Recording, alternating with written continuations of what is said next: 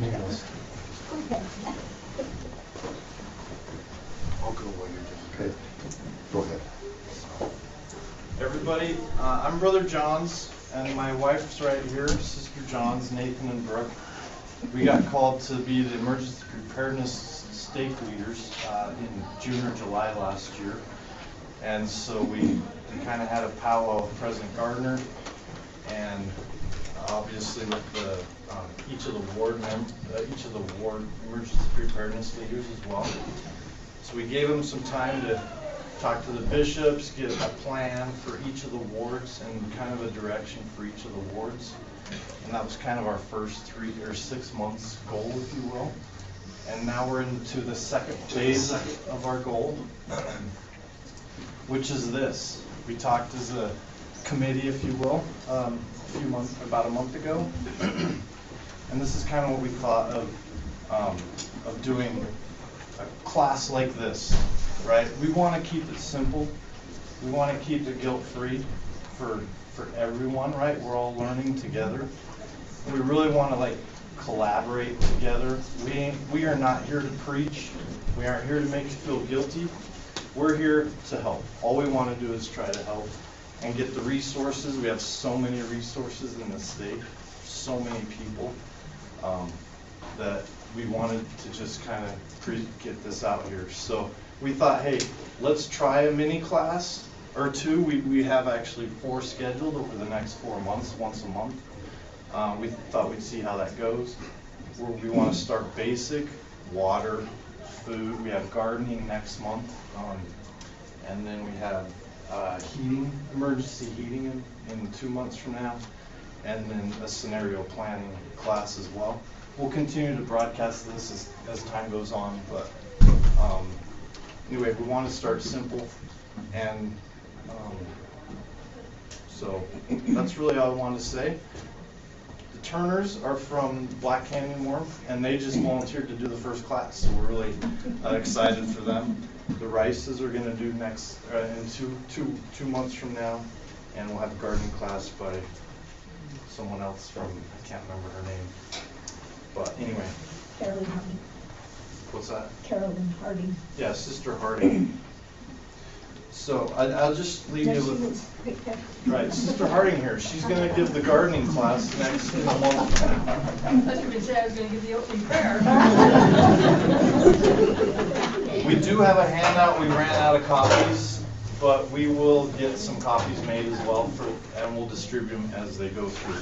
We want to keep it simple, like we said. So, but just one thought I'll leave with you. Doctrine and Covenants 6:36 says, "Look unto me in every thought, doubt not, fear not." As we think about, the times ahead, our prayer addressed that. I think as we become more and more prepared, that'll help us to not be so fearful. So.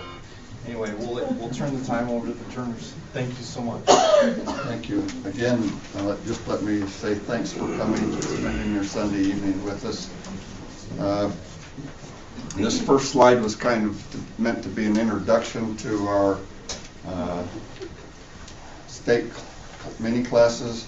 Brother Johns is taking care of that. We're going to just jump right to the next slide and look at even worked. I like it when it works.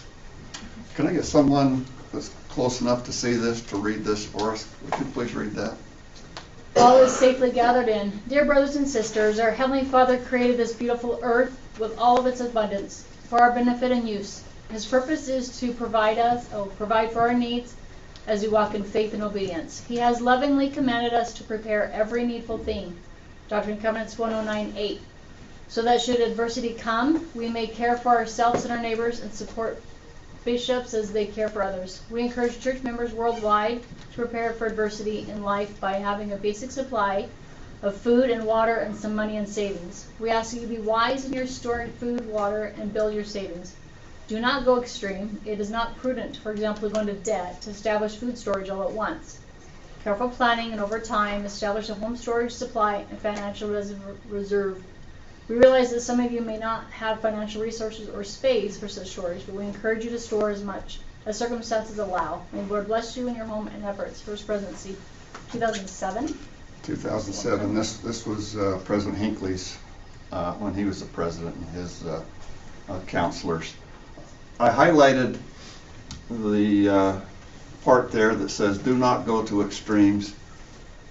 You know, don't go into debt to do this.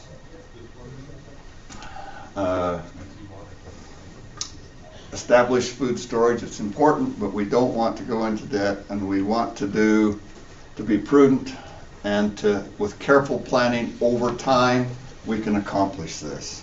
So it's not something we all want to just come to the class today and tomorrow we're going to run down to the preparedness store and we're going to spend $1,000 and stock up. That's not what we want.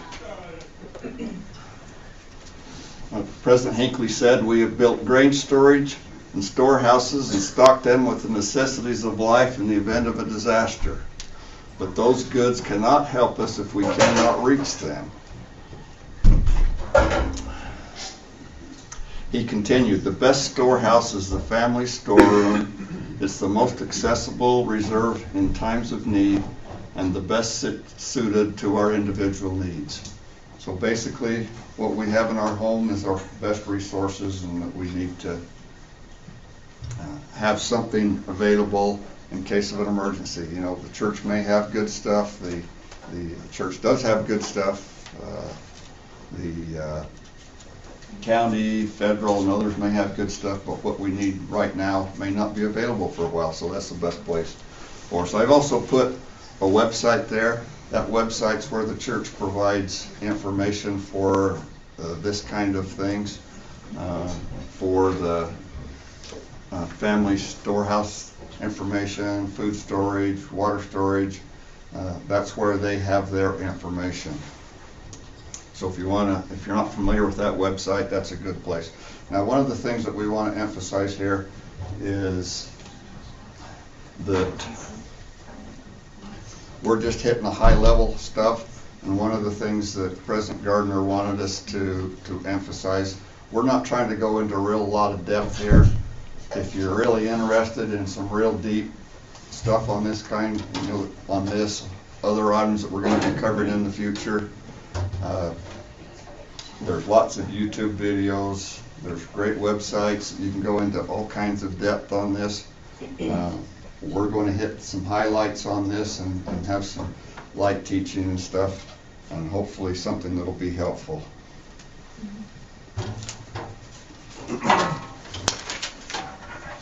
So we're going to be talking today about water.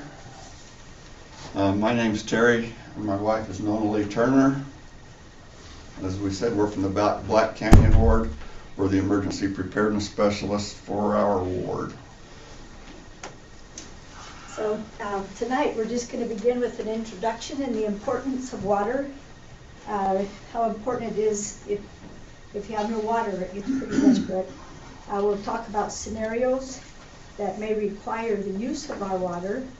Following this, we'll cover planning and preparation, water storage solutions, purification methods, and how to ensure that you have access during a crisis. And then we'll conclude with some relevant case studies and things that we've learned. So, put it out to you guys, why is it so important to have water? We can't live without it.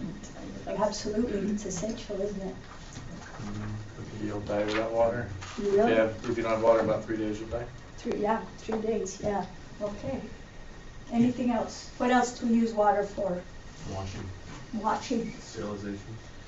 If you use dry storage for your food supply, you need water to cook it. Oh, that's a or good else it one. doesn't taste good.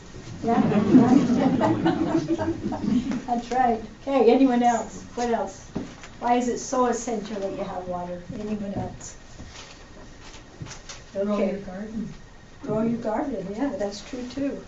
Okay, so on an emergency basis, you need to remember that's how we hydrate our bodies. And without water, you have about 3 days without water. We use it for sanitation and hygiene. We use it to prevent, if you don't have clean water in your house, but you have some water in your house and you decide to use it, that's when the diseases will break out too, if you have no clean water. It also has a great psychological and social impact. If you have no water, you're going to be pretty anxious, aren't you? And if an emergency happens and you probably have enough food in your kitchen to last for a few days, even if you can maintain on what you have in your kitchen for a few days. But if you don't have water, then you're going to be totally stressed out. That's going to be your whole focus, is to go find water. Doesn't matter what else is going on in your house. If you don't have water, that's going to be your focus, and that'll be the stress that you feel. So you could probably live on your kitchen stuff. You can, with food and water. If you just have food without water, then you can go for about 14 days. But if you have neither food nor water, it'll take about 3 days.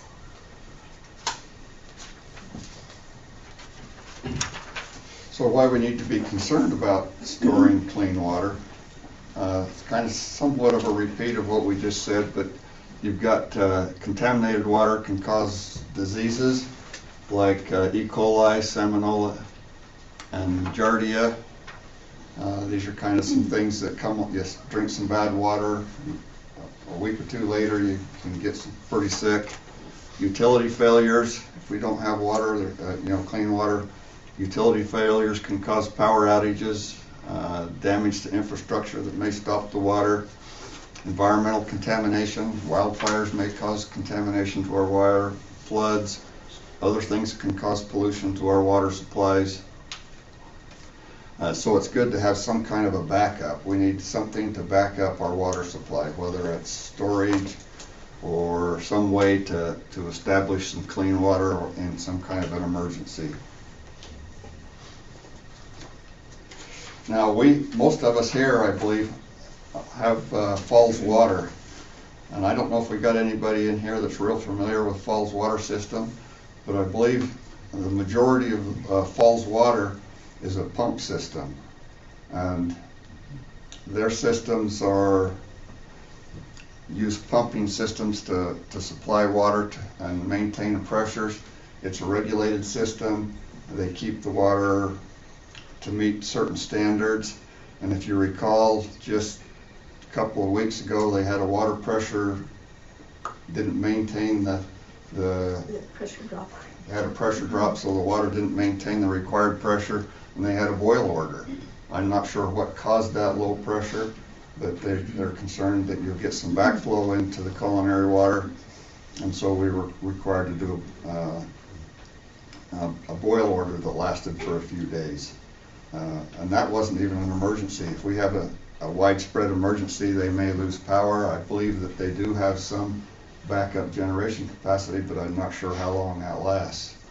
So we know that that's a possibility that we can lose clean water even through the water system.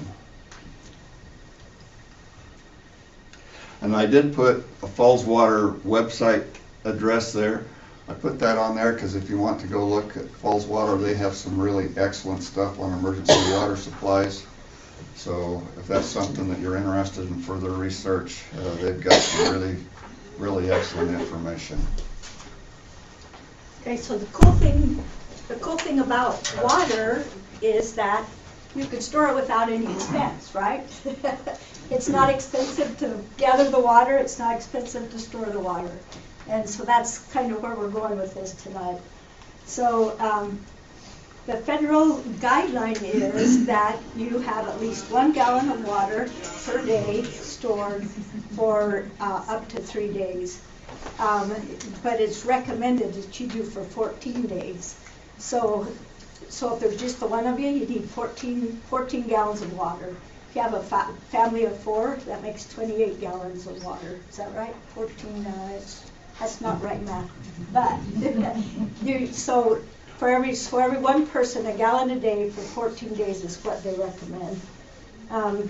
Then you need to consider if you have pets, if you have a lot of house plants, if you have other special needs. If it's hot in the summer, you'll need more water than you do in the summer or in the winter. So a total amount would be 28 gallons for 4 people if you're doing it by the 3 days, 3 to 7 days. Now this information comes from the Regional Water Providers Consortium, and it's listed on the Falls Water pages that we just talked about a moment ago. Their goal is for us to have in storage enough for 14 days. So that would be 14 gallons per person. And then they say store what you can. You know, if you haven't got room to store 14 gallons, store what you can. You know, anything's better. 2 or 3 gallons is better than nothing if we get into some kind of an emergency. And then to build your supply over time. Don't try to do it all at once. Build it over time. Know where to get more water in an emergency. If we have an emergency and you run out of your drinking water, where are you going to get additional water? You know, some of the places that we can get water that we may not think about in an emergency are water heaters. Water heater holds 35, 40 gallons of water.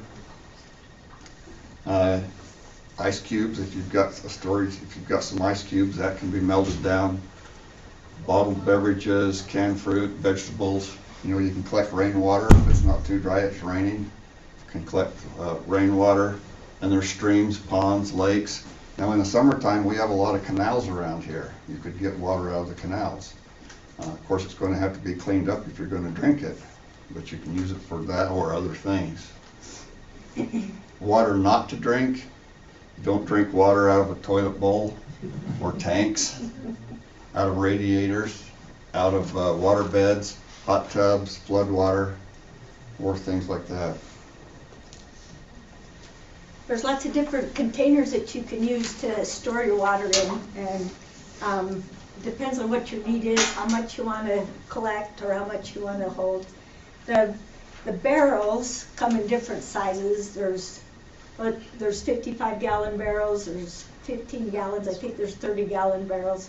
So you can use different sizes of barrels. The challenge with the barrel is that you have to be able to get the water out of the barrel. And we have one barrel right now that has some really hard water in it because it lives out in the garage. So you wouldn't want to do that either if that was your only water source. That little pump right over there, you can stick down and pump the water back out. So that is a challenge with the barrels, is you have to have a source to access that water. There's the tanks up in the upper left corner that come in all kinds of sizes. You can get some really big tanks if you want to put your water in a tank.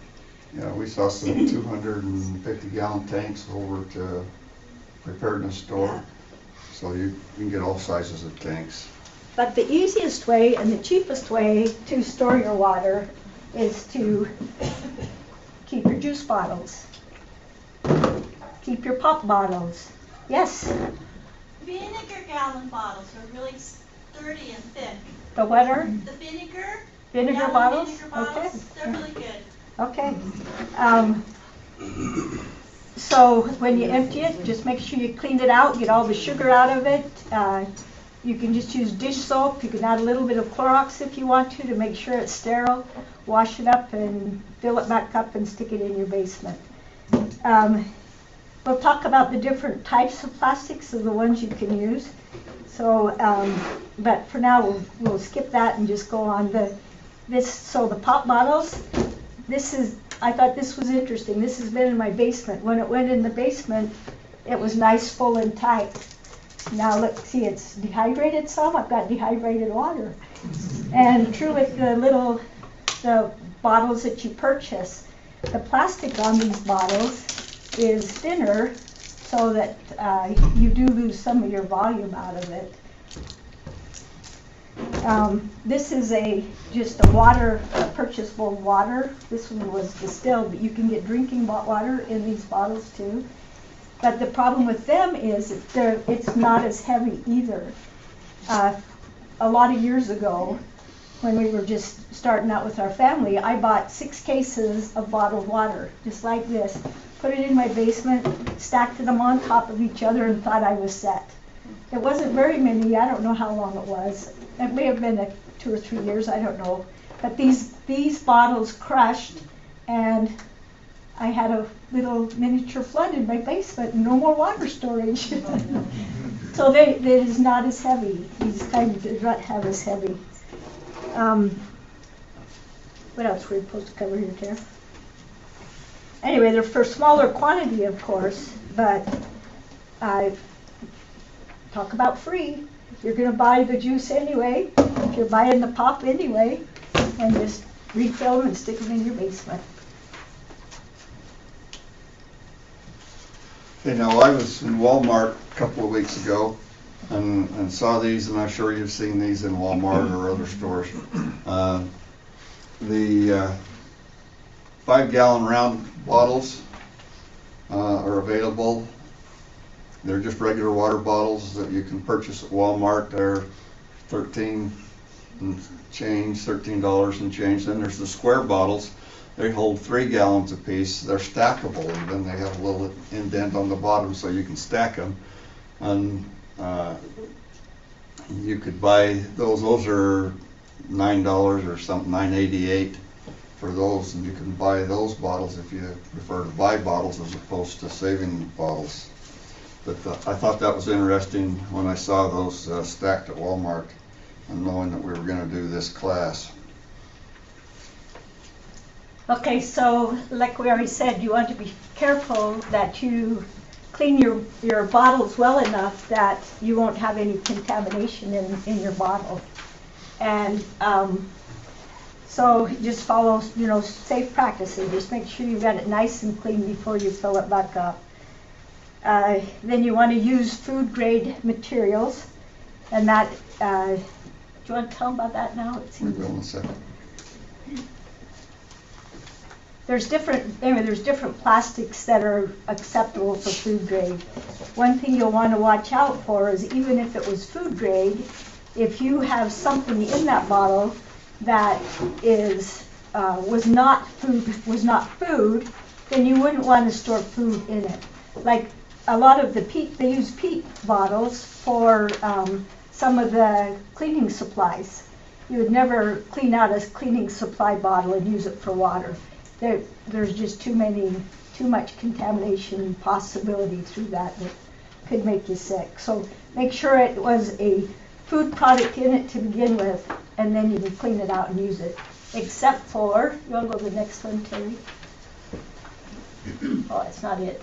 Okay. You got your We'll come back to temperature what's that? You got your temperature management. Oh yeah, so as you think about it, you'll want to put your water in a cool place without a lot of light, and then that will keep it safe for longer. If it is, if you don't have a cool, dark place to store your water, that's okay. You just have to rotate it more often. You can't leave it for as long. If you have a cold, dark place, you can leave the water in there for, I won't tell you how long, but because I don't know. But they recommend that you rotate it every 6 months anyway. But if you don't have a place like that, it's still more important to store water than it is to worry about that, and then just rotate it more often. The light, the problem with the light is algae and stuff like that might grow in your water, but you just have to keep an eye on it, keep it going. Was that it, Terry? I think on that one. So this is what we've got in our house. We have the 55-gallon drums. If that drum was clean when you went in, you wouldn't have to worry about filtering the water and re-sanitizing it. These drums, I didn't know what I was getting actually when I bought them. We did it through like a little co-op with the neighbor, and he brought home a whole bunch of the drums. It turned out that they had Kikkoman soy sauce in them. And so I spent a whole lot of time cleaning the drums out before I used them for water storage. But I don't know, since that's how they started, I would have to think twice before we used it for drinking water. But we could use it for sanitation, we could use it to flush the toilet, we could filter it before we drank it if we needed to. But anyway, but if it was a clean container going in, it would last a long time. We also, there's our bottle storages. I'm lucky enough to have a cold room that's dark, and underneath the shelves in the cold room, I just line them up down there. And there's several hundred bottles of water under there. The problem is eventually, you do it long enough, you're gonna run out of room. So now I have to start, you could use this, so I could use this bottle, fill it full of fresh, and go down and replace one of the old bottles. But I have a question. So do you rotate that every 6 months? no, I do not. Okay. But I The water probably stays should. nice and clear. Now, I want you to notice something, because I don't want you to have any false impressions. Look at all the Gatorade bottles. I don't want you to think that we're crazy Gatorade people. We don't drink pop, we drink sports drinks. And there's probably several years worth of Gatorade bottles there. We didn't accumulate those in 6 weeks, 6 months. You know, so the fact that they're Gatorade, we just like Gatorade bottles, and Gatorade bottles are really tough bottles. They're good, thick, heavy plastic. So Gatorade and Powerade bottles are just really heavy bottles, and that's why we save them. Some of the other bottles that you can get, like the juice bottles, are quite heavy too. So, but just don't want you to think that we're Gatorade nuts and we're not getting thank you cards from Gatorade. So some of those bottles have been down there for a lot of years, and they are still just nice and clear. I can't see anything wrong with them. But so let's go with the recommendation is to rotate every 6 months, and we'll leave it at that, even though I am not perfect at doing that. Okay, we're going to start talking about containers here. There's a couple of different kinds of containers that are the more popular containers. There's high density polyethylene, the HDPE bottles, and there's a couple of ways of identifying them. We'll talk about that in a minute. But generally, I'm not going to say always, but generally, they're kind of a cloudy looking bottle. See how that? This is HDPE.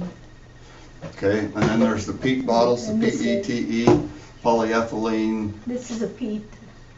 tetraphthalate bottles. And then there's stainless steel. Stainless steel is a good choice, but stainless is kind of expensive.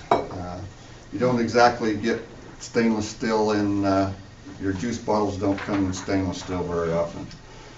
So the storage tips are use good storage, good food grade plastic or stainless steel. We're going to talk about how to identify your containers. You go by the recycle code that's on the bottom. All of the containers, and after our presentation's over, you can come and look at some of these and look at the identifiers on them. But on the bottom of the containers, there's going to be one of these little recycle codes. And there's 7 recycle codes. The number 1 code is PETE, P-E-T-E, and they have that little symbol on the bottom, and some of them are really hard to see, some of them are easy to see, but the PETE is the most popular, and the PETE bottles are generally clear. Okay, the second ones are the high density polyethylene, the HDPE. Those are both acceptable for water storage. The number 3 is PVC, labeled with a V. That's generally, you don't want to store water in a 3. 4 is low density polyethylene. That's an acceptable container to store in. Number 5 is polypropylene. It's acceptable to store water in, although you don't see very many containers with that material. Number 6 is polystyrene. You don't want to store water in that. And number 7 is kind of your catch-all. Everything else falls into number 7. So your nylons, your CDs, outdoor furniture, polyurethane, all your other plastics fall into the number 7 category for your recycling categories. So the primary ones that we want to use mainly are PETE bottles and high density polyethylene. So the reason that, so milk jugs are made of the same thing as this water bottle that we buy water in, but it also, this plastic also remembers what used to be in it. So the same reason you wouldn't use, that's the reason you don't use the chemical bottles, even though they might be the right material, you don't use those bottles. But but if it's milk, the problem with using a milk bottle is it had fats in it, and you cannot clean a milk jug well enough to store water on a long term. You could use it for short term, but you would not want to use a milk jug for long term. So PVCs, the number 3, can leach harmful chemicals out. Polystyrene, polycarbonates and stuff, they're not good to store in. Not good to store water in.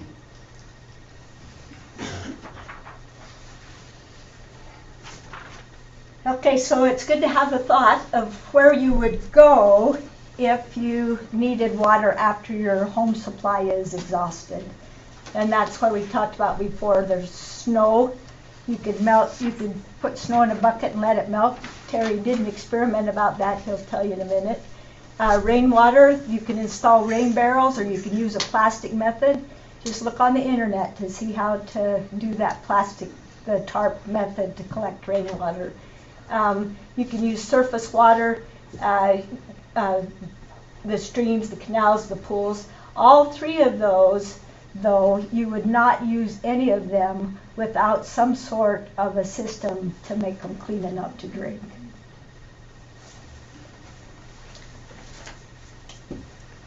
Okay, here's my unscientific experiment. For this class I had to do an experiment.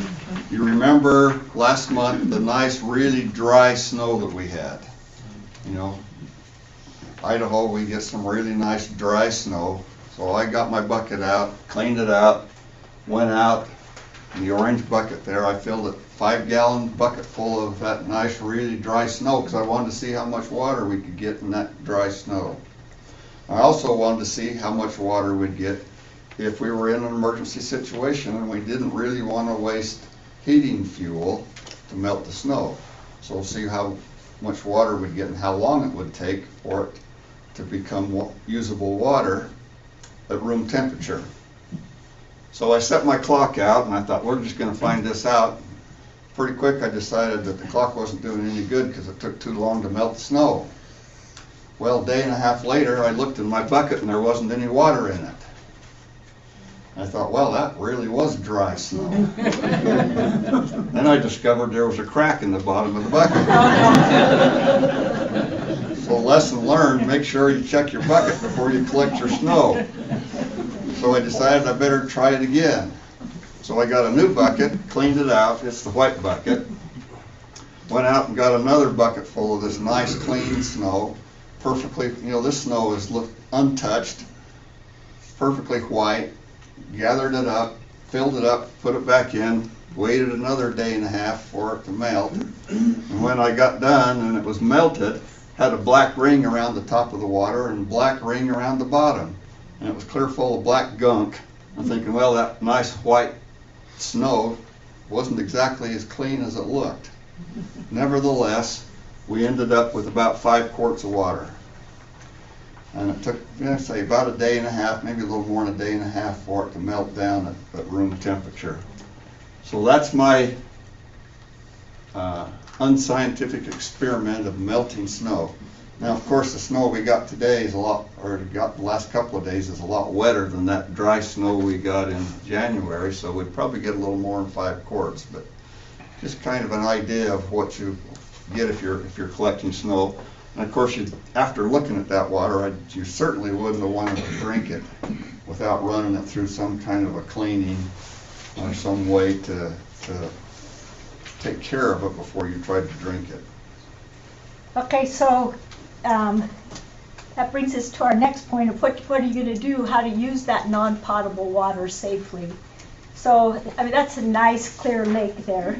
Terry's snow project was really not nice and clear. So the first thing you'd want to do before you used any of that water, if it looked like it had any particulates in it, you would not want to run something with particulates in it through your filter. So the first thing you would do is you would use something to filter the particulates out of the water first. So this is just cheesecloth. So cheesecloth is pretty porous. So you could start with cheesecloth and then work your way down to a coffee filter, and then you just filter the water, and then you can run it through one of your filtration systems to get it clean enough to drink. But if you use dirty water in your filtration system, you'll plug up the what are they called in there? Filters. The filters, and then you won't be able to use them. So filter your water first and then do it. But so never use these for drinking, but you could use them for other things like sanitation. You could use them for cleaning. If it's very dirty and you're washing dishes with it, you'll want to rinse them off with something with water that is drinkable before you use that dish. You wouldn't want to wash it in dirty water and then use it. You'd want to rinse it, and then you can use it for your house plants, your gardening. You just need to make sure that you do something to it before you drink it. So there are some easy ways to purify your water. One is boiling. Boiling sounds easy, but if you don't have a heat source, then that's not going to be very fun, is it? So you need a heat source for that. Boil it for 1 to 3 minutes. Don't do it for much longer than that, because if you do, then it also will, you will lose enough of the water that it will concentrate the water that you're trying to purify and drink, and then you have some really hard water in there. So 1 to 3 minutes. There's a lot of different filtration systems that you can use. You can come up and look at them after if you want to. We've got several here. You can do a chemical treatment. You can use bleach. We'll go over bleach in the next slide. There's some other available methods, but most of them are for whole house needs, and that doesn't fit in with our need today. So if you're doing it with bleach, you add 1/8 of a teaspoon to clear water. So like I said, you want to make sure it's as clean as you can get it before you try to use it. If it's clear water, you add 1/8 of a teaspoon, and then you shake it up, mix it up, wait for 30 minutes, and after 30 minutes, if you cannot smell a little bit of the chlorine in the water, then it is not, all that chlorine has been used up, and it wasn't totally effective on your water. So if that happens, then do it again.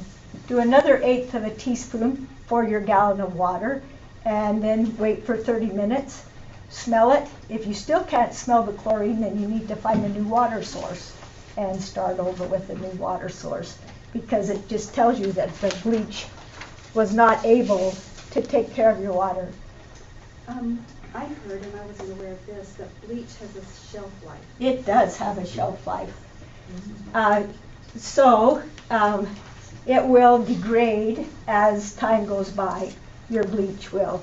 So when you, if you're good about doing your water every 6 months, then every time you rotate your water, get yourself a new bottle of bleach as well. So you have new bleach to take care of that. You can use the water that you have disinfected for a week if you store it in a clean, closed container. That bleach smell will go away in that time, but you can still use it. And then make sure that you buy bleach that doesn't have fragrances or soaps in it. There's a lot of variety. You can get lavender and all these different flavors of bleach nowadays. Don't buy those for your water.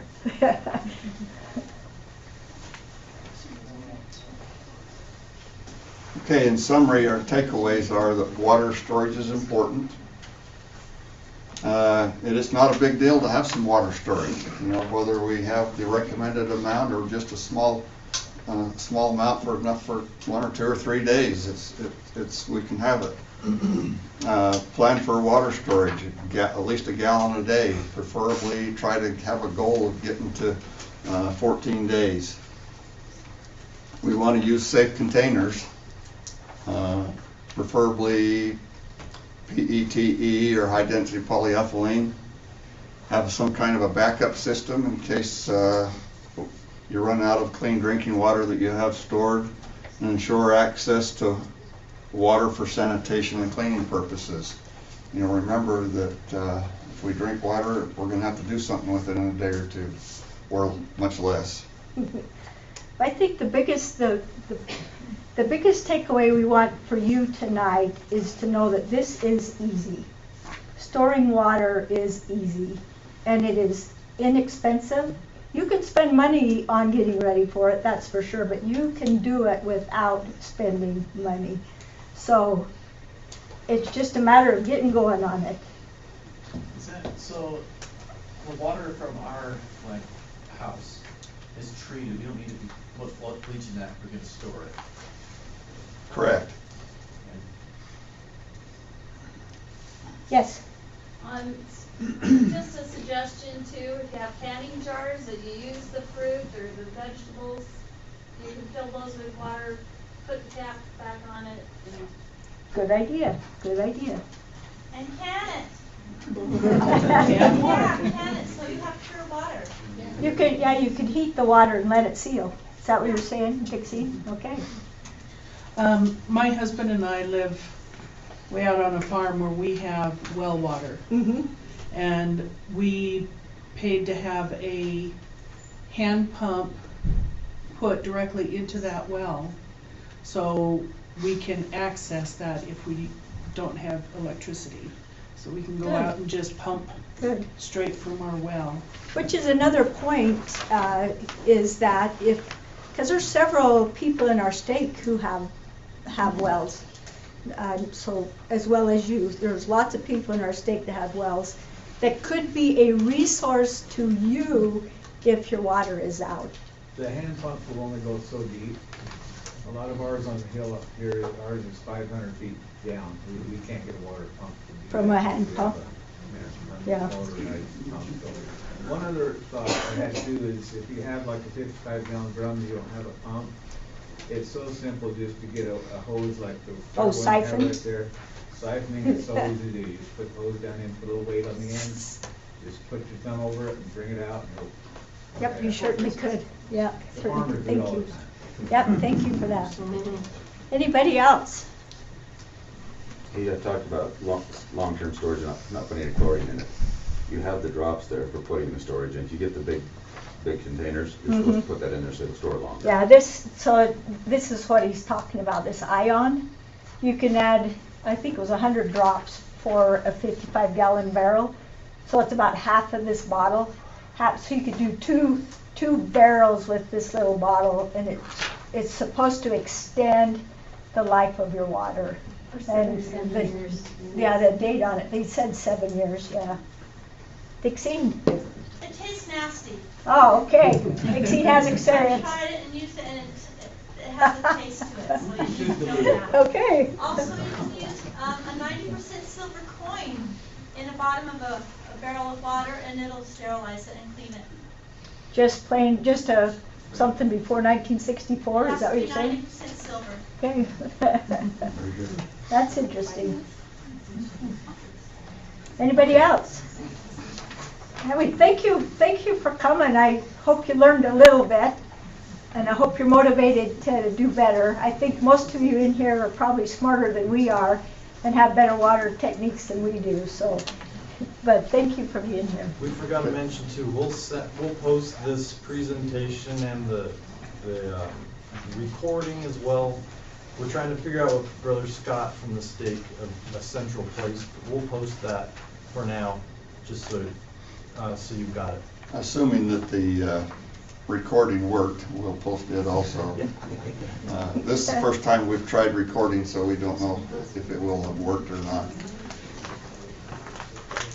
One thing on the sterilizing water, in the last couple decades, we've gotten cryptosporidium in this area, and chlorine doesn't kill that. So I used to use chlorine dioxide for lightweight backpacking water purification, and it was great 20 years ago, but it's not now. So it will kill the giardia and the other stuff, but not the crypto. You need to boil it. Luckily, the Snake River is kind of low with that right now, but it is there. Okay, that's good to know, thank you. So do the filters take it out? Yeah, The filters will. yeah. Yes, With the filters, you've already mentioned straining a little bit with the cheesecloth and the coffee filters. Probably everybody's familiar with like the Berkey filter that's over there on the side. Great filters, ceramic filters. They even sell kits that can use them with 5-gallon buckets. So you don't have to spend huge amounts. You can go get yourself a Home Depot bucket, punch a couple holes. You can filter your own water through like that, but it is gravity fed. But I would highly suggest also having like a Brita style filter to go through first. You don't want to gum up your good filter. you want all the garbage one to go through the disposable, because those ceramic ones are reusable pretty much for life. So. Yeah. So this one's actually a Catadyne, but they do make a Berkeley. A Berkeley is a stainless steel like that. It's stainless. But yeah, and then this one down here is one you can hang in the tree. It's a drip system too that has a filter inside. You just fill it up and it comes out the bottom. once we conclude the presentation, everyone's welcome to come and look at what we've got, and we'll show you how to identify the plastic on the bottom if you're not familiar with that, and you can look at the different filter systems that we've got, you know, and just casually look at it at your convenience. So Do you have yes. the name of the store on like one of the first slides? Pardon? See that? The name of this, like a store around here? The preparedness store down by Fred Meyer's has all of this kind of stuff. You are where that is?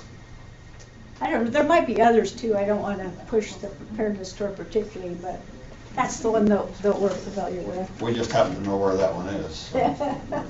Are there others? Anybody else? Are there other sources? Cow Ranch has some. Yeah, Cow Ranch? Amazon's probably got some. Amazon's got everything. Yeah, maybe they do have a good representation down there. Yeah. I think we've met our 45-minute goal. Did you get? Oh, there's more copies of the handout up here. Thank you for that. If anybody would like one that hasn't got one, this is the basic guideline that the church provides, and it's just has some of the stuff that we've covered. So you're welcome to those copies. All right, thanks for coming tonight. That was excellent. Anything else? If not, we'll ask Brother Demetropoulos to give us a closing prayer, and then after that, you're welcome to come and look at the display stuff that we have. Dear Heavenly Father, at the conclusion of our mini class on water this evening, we express our gratitude unto Thee for blessing us with this opportunity. We're grateful for the knowledge that has been shared and pray that we may use wisdom and incorporate it into our lives. We're grateful for the time that Brother and Sister Turner have taken to prepare this for us. And we pray that we may be able to use it and be able to have safe drinking water and have the water that's needed for our other needs. We are grateful unto Thee, Father, for all that Thou hast provided for us. We love Thee, we love our Savior, grateful for His infinite atonement.